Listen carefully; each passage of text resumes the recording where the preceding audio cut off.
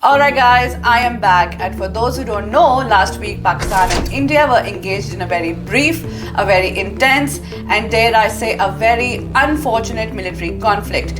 And as a result of that 4-day crisis, military analysts all over the world right now are reassessing their assumptions. Pakistani forces using Chinese supplied systems successfully downed multiple Indian Rafale jets and reportedly struck part of India's prized S-400 defense array.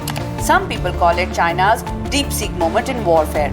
But we at the Iron Brothers are simply going to call it a continuation of a geostrategic partnership that fundamentally altered the balance of power in South Asia 60 years ago. Here are 5 strategic reasons why China backed Pakistan in 1965.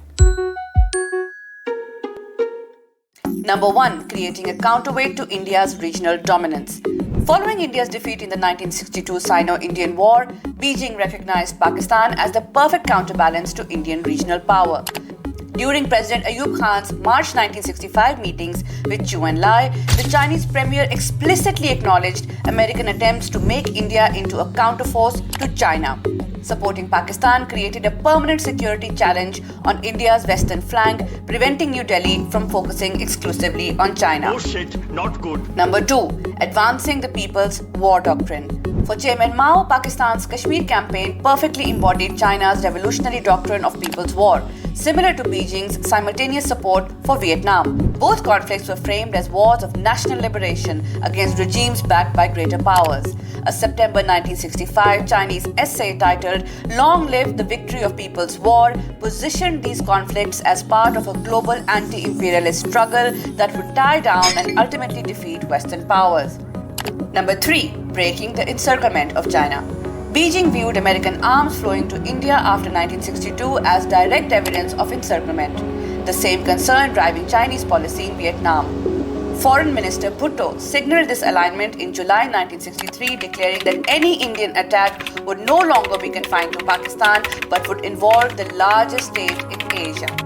China's support for Pakistan directly challenged this perceived Western strategy to contain Chinese influence. Number 4. Demonstrating diplomatic sophistication. China balanced firm backing of Pakistan while never pressuring Islamabad to break with Washington.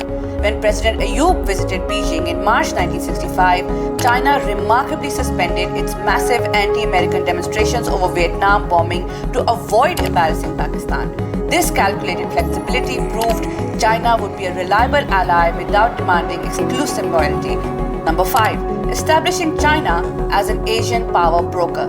Through precisely calibrated escalation during the September crisis, China positioned itself as South Asia's decisive player.